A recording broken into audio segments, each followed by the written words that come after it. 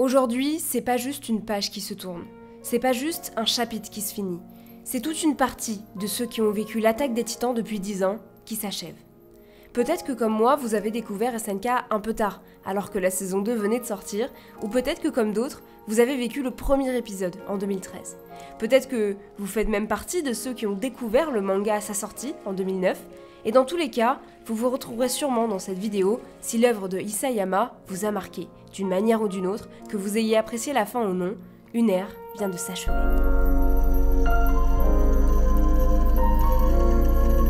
Lorsque je découvre l'Attaque des Titans, c'est un animé qui est déjà populaire. On est en 2017, je suis au lycée, et la saison 2 vient de se finir. J'ai plein de potes que je connaissais même pas fans de manga ou d'animé qui me parlent de cette œuvre.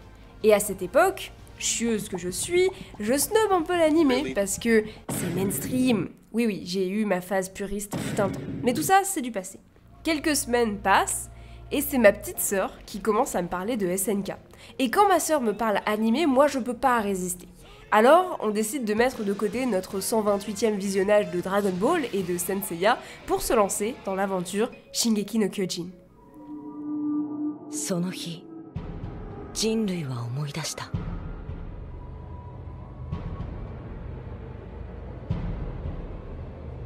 奴らに支配されていた恐怖を。鳥かごの中に囚われていた屈辱を。L'année qui suit, je rencontre celui qui allait devenir mon mari. Coucou Momo Ahmad de Can Battle. Et il s'avère que monsieur est un très grand fan de SNK. Alors on regarde à nouveau la série ensemble, on en discute, la hype se crée petit à petit, et l'œuvre prend une résonance différente pour moi. Déjà, car avec les années qui passent, je grandis avec elle. Je vois un Eren plein de bons sentiments qui ne rêve que de liberté se heurter à la dure réalité des titans, puis devenir la créature qu'il est du plus profond de son cœur.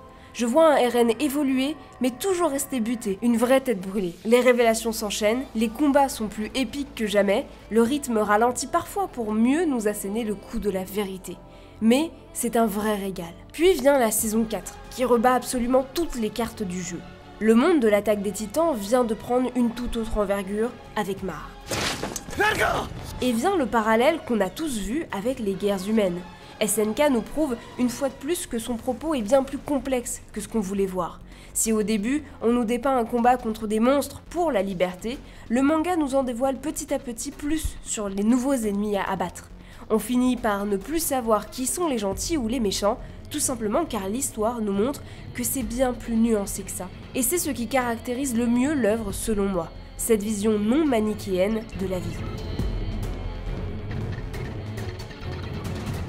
Lorsque j'ai découvert l'œuvre de Isayama, j'avais 16 ans. Aujourd'hui, j'en ai 21. Et si beaucoup d'entre vous ont sûrement vécu SNK bien plus longtemps, cette histoire m'a quand même accompagnée pendant une des périodes les plus cruciales de ma vie, le passage à la vie adulte. Et je pense sincèrement que notre sensibilité à l'œuvre et notre compréhension de celle-ci est tout autre selon quand est-ce qu'on la voit. Certaines thématiques abordées dans l'animé et le manga résonneront différemment en fonction de si on est un jeune garçon ou une jeune fille, ou un jeune adulte ou une jeune adulte. En tout cas, j'ai très vite compris que l'Attaque des Titans n'allait pas être un simple animé comme les autres, qu'il n'allait pas avoir le même impact que les autres.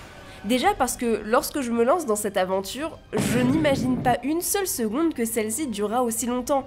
On en est quand même arrivé à avoir une saison 4, divisée en 3 parties, dont la dernière partie est elle-même divisée en 2 films spéciaux de plus d'1 heure et pour lesquels on n'a même pas eu de diffusion au cinéma. Bon ok, je suis un peu aigrie, mais j'aurais aimé qu'on nous fasse une vraie belle diffusion au cinéma, au Grand Rex par exemple, et que tout le monde soit ultra hype pour cette fin de série. Mais il est vrai que le mode de diffusion n'a laissé aucun fan de marbre. Entre ceux qui, d'un coup, voyaient leur hype s'envoler, car c'est vrai qu'on aurait préféré une saison 4 rushée et pas bien animée, mais une saison 4 qui arrive vite et ne se finit pas en 2023, hein? Et une partie des manga readers qui avaient détesté la fin et qui n'en avaient rien à faire de la voir adaptée. Disons que SNK, que ce soit en animé ou en manga, n'a pas eu la conclusion médiatique qu'il méritait. Mais en soi, on s'en fiche de tout ça. Ça concerne même pas directement l'œuvre. La hype ne devrait jamais impacter notre appréciation d'une œuvre. Bon, pourtant, elle l'a bien fait pour beaucoup d'entre nous, on va pas se mentir. Mais soyons honnêtes, c'est mieux d'avoir une saison 4 qui est bien animée et qui nous fout les frissons comme à l'ancienne, plutôt qu'une saison 4 qui aurait été un petit peu décevante, autant visuellement que sur le propos abordé, car le temps aurait manqué au studio MAPPA.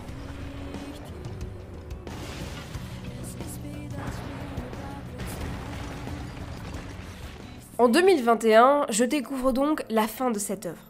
Une conclusion qui me submerge littéralement d'émotions tant la fin est puissante dans ce qu'elle raconte.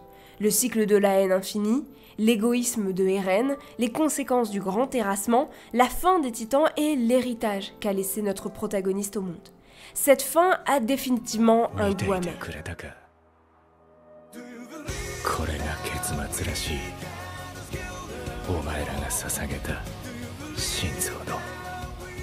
Eren, qu'on a connu comme un garçon têtu, qui s'est toujours laissé guider par ses sentiments et sa soif de liberté, finit par revenir aux sources et assumer ses erreurs. Son sacrifice prend tout son sens lorsqu'il explique, alors dans la confidence d'Armin, qu'il n'a pas envie de mourir et qu'il ne veut laisser aucun de ses amis. Il lui en a fallu du temps pour qu'il réalise que Mikasa représente tout pour lui et qu'il ne veut pas la quitter.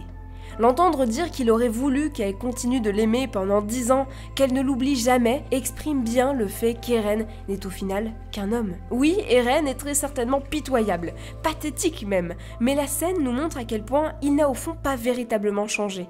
En grandissant, il a été confronté aux trahisons de ses amis, à la dure réalité de Mar et au fait que rien n'est binaire. Combien de fois son monde a été bouleversé et pourtant, tout ça lui a quand même permis de concrétiser ses convictions, la protection de ses amis dans un premier temps, faire de ses proches les émissaires de la liberté, ceux qui ont sauvé le monde. Et malgré la perte de Sasha et de Hanji qu'il s'attribue, il a atteint ce but. C'est lors de la scène dans le train, un peu plus tôt dans la saison, qu'il assume l'importance de ses amis face au monde. Eux qui se battaient pour savoir qui récupérait le titan d'Eren après sa mort, et lui qui explique ne vouloir voir aucun d'entre eux le succéder dans cette voie. On comprend bien que ce qu'il avait à cœur, c'est avant tout ses amis, sa famille. Au final, peut-on réellement dire qu'Eren a fait tout ça pour rien? Et puis, il y a l'éradication des titans jusqu'au dernier.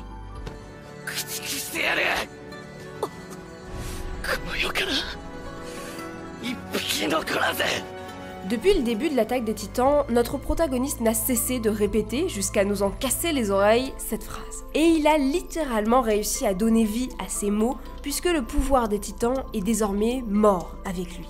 Ainsi, Eren aura réussi à effacer la source de discrimination qui divisait les humains, mais n'aura tout simplement pas réussi à éradiquer la part sombre qui les pousse à continuer de combattre. Au fond, Eren aurait aimé que Mikasa lui demande de tout abandonner et de fuir avec elle, même si cela aurait signé un échec pour les Eldiens.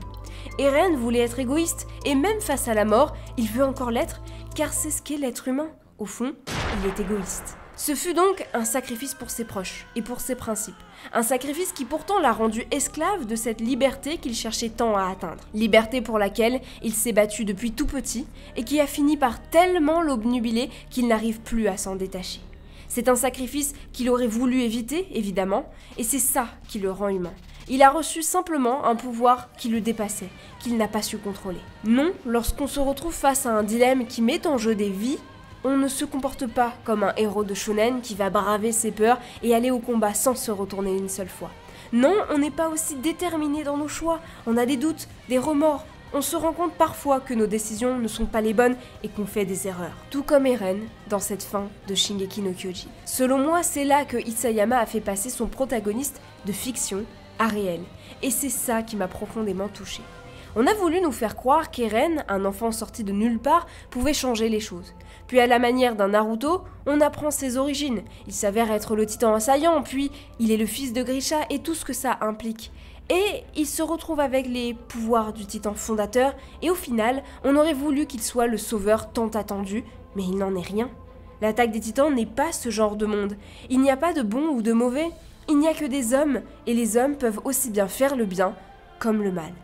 Eren est alors le symbole de tout ce que l'homme peut être, aussi bien défenseur de la liberté jusqu'à en devenir dépendant, que piégé par ses émotions et son égocentrisme, tout comme il peut devenir fou et perdre le contrôle de ses actions pour une cause qui le dépasse.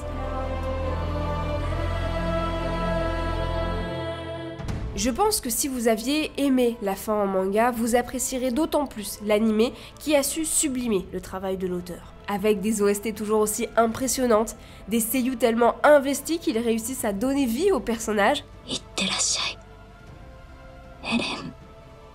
et une animation aux petits soins. Avec tout ça, on ne peut que succomber au charme de cette fin.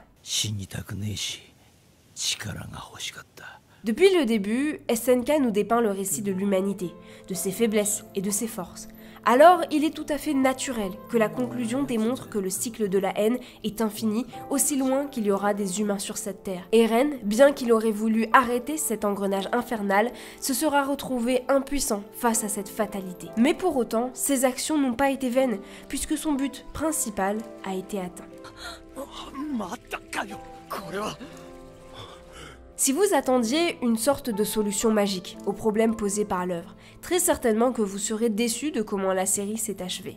Mais pour autant, SNK n'a rien fantasmé, et s'est plutôt rapproché d'un certain réalisme, certes tragique, mais vrai. Il n'y a pas de bonne réponse. La décision de notre protagoniste n'est certes pas la meilleure, et il dit lui-même qu'il s'est perdu en cours de route à cause d'un pouvoir qui était trop puissant pour lui, qu'il est tout simplement un idiot. Eren a admis que tout ça n'était qu'une façade, pour tenter de trouver une solution adéquate, solution que ni lui, ni Armin, ni le bataillon, ni Mar n'aura su trouver, tout simplement car cette solution n'existe pas dans la vraie vie. Voilà pourquoi Shingeki no Kyojin m'aura tant marqué. C'est pour son profond réalisme teinté de science-fiction qu'il a su provoquer une petite révolution auprès de la communauté des fans d'anime manga. C'est pour ses personnages aussi touchants qu'authentiques. C'est pour son univers qui nous aura tant rappelé notre monde à travers des métaphores et des symboles forts. C'est aussi pour ces moments purement idéalistes et ceux complètement nihilistes.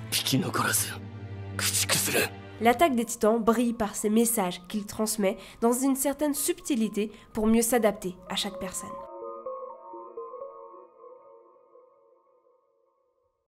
Alors, merci Shingeki no Kyojin de nous avoir rappelé les fondamentaux. Merci Isayama pour les frissons que nous a procuré SNK et pour la justesse du traitement de l'humanité. Merci à 8 dans un premier temps et puis à Mappa de nous avoir fait vivre 10 ans d'un animé qui nous aura profondément marqué. Et puis merci à Hiroyuki Sawano et sa bande son qui demeurera dans nos esprits probablement pendant très longtemps encore. Merci pour tous ces personnages, pour cette histoire et sa fin. Aujourd'hui, ce n'est pas seulement la fin d'une série. Pas seulement la fin d'un animé, c'est la fin d'une ère.